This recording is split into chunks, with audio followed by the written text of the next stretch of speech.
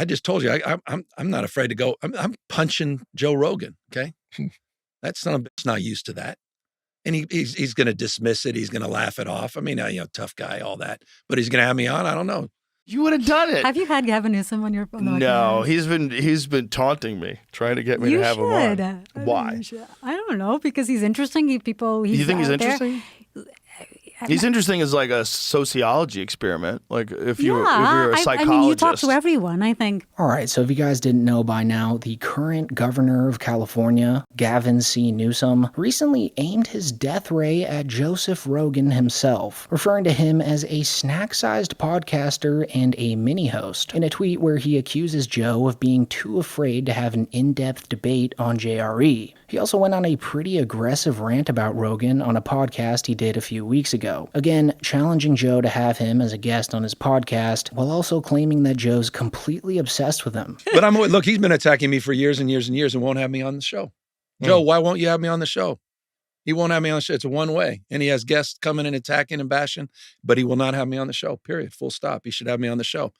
Yeah, no, but it's interesting. So I've never had a beef. I have no issues with him, but he has developed deep issues and animus with me. And so this may seem kind of weird and out of the blue for the literal governor of California to be speaking about Joe Rogan like this. But if you guys are familiar with Rogan at all, then you would know that all Gavin Newsom is doing is simply stooping to Joe's level. Because for years, Joe Rogan's used his enormous platform to convince people that California is some kind of post-apocalyptic wasteland where Gavin Newsom's the evil dictator burning it all down. In fact, Joe Rogan's referenced Gavin Newsom by name in 129 different episodes of the Joe Rogan Experience, usually speaking about him like this. Yeah, that's real America, Tom. That's what I was telling you. I know. You're living in this bullshit, liberal, communist, Marxist, phony state. It's a nation state, and it's controlled by a dictator named Gavin Newsom, and he wants you to be poor. Why would he want me to be poor? Because he wants more hair. He wants to use your money to grow his hair thicker. You don't fight against that. Apparently, they don't have any faith in Gavin Newsom. Oh, yeah. Which is kind of funny because he wants to be president so bad. That's true what it looks but like. You can't ruin a city and then go on to ruin a state and say, guys, that was just practice. I know. Once I get it as a president, I'm going to fix it. Fix it all. I mean, it's so crazy, but he's such a great politician. I mean, No, he's not. so smooth. He's You not, don't think though. so? No, I think he's terrible. How's he remained in power for so long? Low competition. There's no one who's good is competing against him. There's no sincerity. I should say he's not a good. I should say he's smooth. He comes. I mean, across he's a smooth. good bullshit artist. Yeah, that's what I mean. But it's like the things that he says when he gets confronted with things. We're the highest this and the highest that. Like everybody's leaving. Yeah. You have the highest unemployment. Yeah. You have the highest homelessness. Look what they did with Hollywood. Money's missing. You killed Hollywood. Like Hollywood doesn't exist anymore. It's literally gone. That was such you an easy one. mandated vaccines for kids that didn't need them. You guys, he did horrible shit. Yeah.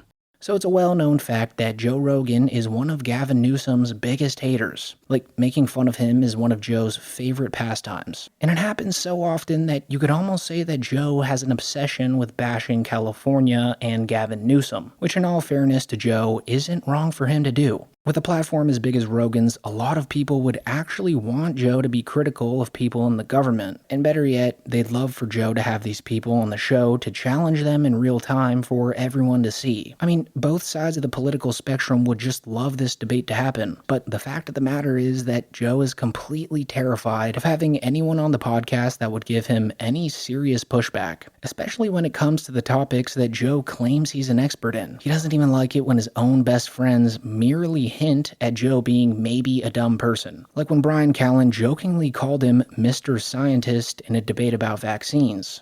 Okay, so let me ask you a question, Mr. Joe Rogan, Mr. Scientist. Are you saying that we shouldn't Don't do that. Don't call me Mr. Scientist. I'll start mocking you, and it's so much easier to mock you. So are we... I've researched this for years. Right.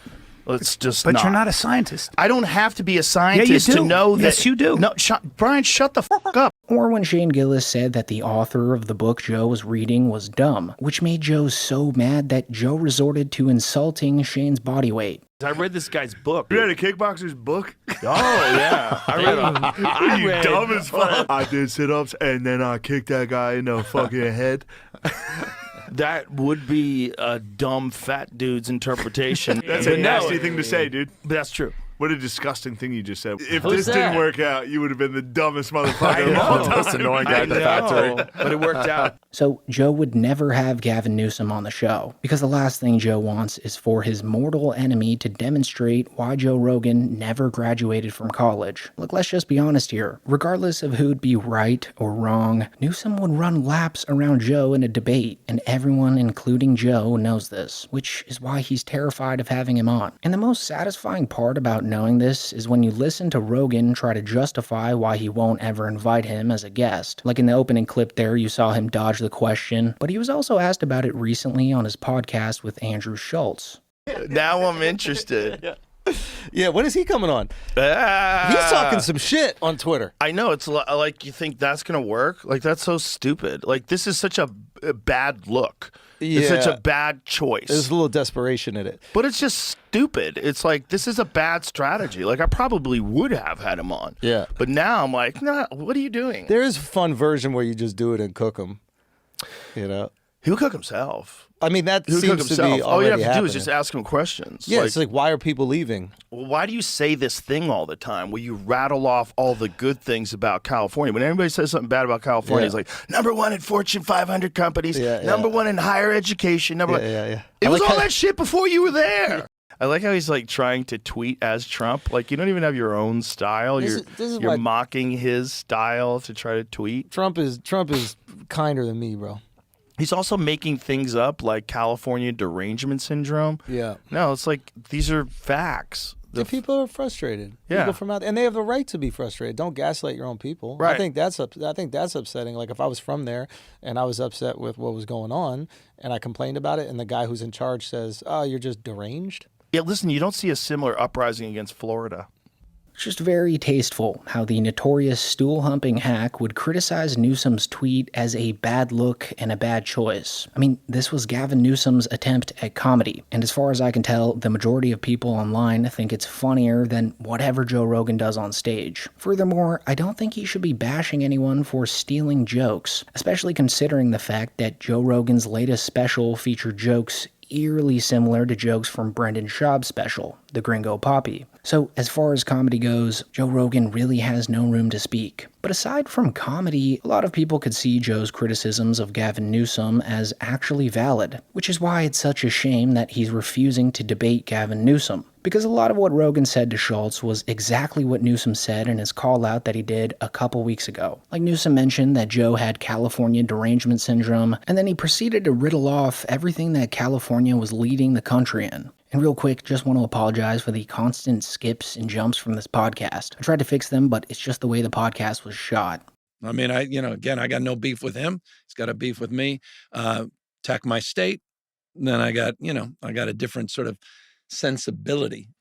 If I was asking you to get in his head, the things that he was saying there, what do you think he's talking about? I don't know. I barely watched what you the perception of it, the perception of California, the perception of some of the problems that face the state, and maybe how some of the people around the country might think. I think there's a California derangement syndrome, and he's part of it. I mean, I think people are obsessed with focusing on what's wrong with the state and not what's right with the state. I mean, you have more scientists, engineers, more researchers, more Nobel laureates in the state than any other state in the nation. We're the 4th largest economy in the world, $4.1 trillion. We're the finest system of higher education that addresses the issue of equity better than any other public education system in the world. We dominate in every category, name it. We're the biggest manufacturing state, biggest farming state, ranchers and hunting jobs, which is interesting. We dominate in AI and quantum and fusion in every key category. The quality of life here consistently, and you look at the top 10 cities in the United States of America consistently, the top 5 are identified in the state of California, and we invent the future. It happens here first. So, as you just saw, a lot of achievements and statistics were riddled off by Newsom in this interview. And in the debate that Rogan's refusing to do, Joe would be the one fact-checking him on everything. So, it's a major disappointment that Joe Rogan's not accepting the challenge, because there are indeed 2 sides to this debate. The bottom line is, though, that Joseph has grown far too comfortable in his floating bubble to actually have a challenging guest on his show. And by doing that, he's robbing everyone on both sides of the political spectrum spectrum of an amazing verbal debate. But anyways, Gavin Newsom then goes on to claim that California haters, such as Joe, are really just mad at California for boasting the largest statistics in diversity. Where America's coming attraction. What I think doesn't attract people that tend to be on the spectrum of his politics is our diversity. We're the most diverse state in the world's most diverse democracy. We're a majority minority state. 27% of this state is foreign born, and that offends a lot of people. You think Joe Rogan has a problem? I don't know. I said of his, they tend to align sometimes with him. I didn't say him. Mm-hmm. But some folks in the far right, the primetime lineup at Fox, for example, that's almost made a living out of trying to tear down California. And it makes sense because everything they're promoting runs contrary to what California is doing and how we're succeeding.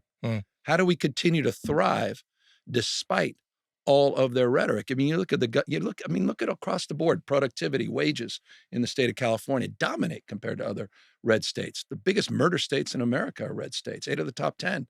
Dependency. You talk about dependency. Texas is a taker state.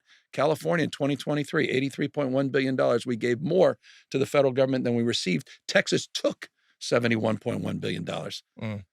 Something just tells me that what Newsom said here is part of the reason Joe won't have him on. I mean, with the amount he speaks about Newsom, one could only assume that Joe is well aware of these points, and he might just not know how to give a rebuttal on them, since a lot of what Gavin Newsom says here is likely verifiable. And the worst part about that is that Joe's beloved producer, Jamie, would have to be the one to kindly fact-check Joe. So overall, Rogan probably doesn't have his counterpoints as refined as Gavin's, which is to be expected. I mean, these guys are professional debaters. Like, just take a look at how snappy he responds to the host of this show, confronting him about the impossibly high costs of living in California.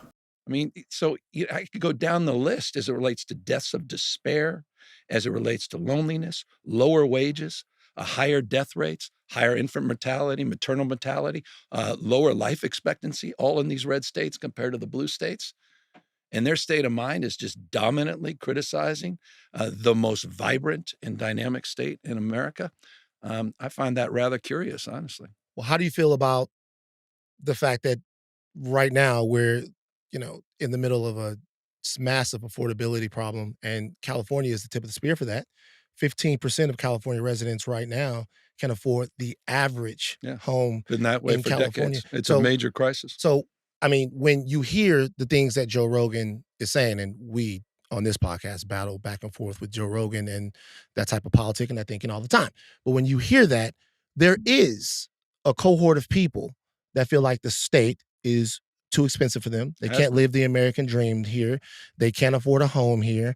And that could have explained some of the exodus that you saw to places like Austin or Florida or the places like that where things might... Well, we per capita, more Floridians moving to California than Californians moving to Florida. Mm-hmm. Our population's been growing over year to year. I mean, he's just making that stuff up. That's why he don't want me on the show. Right. Specifically to affordability of homes and things like that. What the issue of affordability, it explains more things in more ways on more days about problems in California. Issues of housing, supply-demand imbalance. Been that case for decades now. We're as dumb as we want to be. We've got to get out of our own way. We got to build more damn housing. That's why I literally tied my budget last year to the most significant housing reforms in California history. So yeah, the reason Joe won't have the governor of California on his podcast is because he would get verbally manhandled and embarrassed for 3 hours straight. And to be honest, he'd probably leave the show agreeing with Newsom, since that's usually what he does with guests who are more knowledgeable than him. The only way I see Joe ever letting that debate happen is if he could get someone who punches in the same weight class as Gavin to counter all the points that he brings to the table. He needs someone else to beat up the bad guys when he feels he can't do it alone, which does create an annoying 2v1 situation, but if that's what it takes to get Newsom on the podcast, then so be it. Anyways, guys, that is it for the video. Leave a comment down below, like, subscribe, and as always, thank you so much for watching.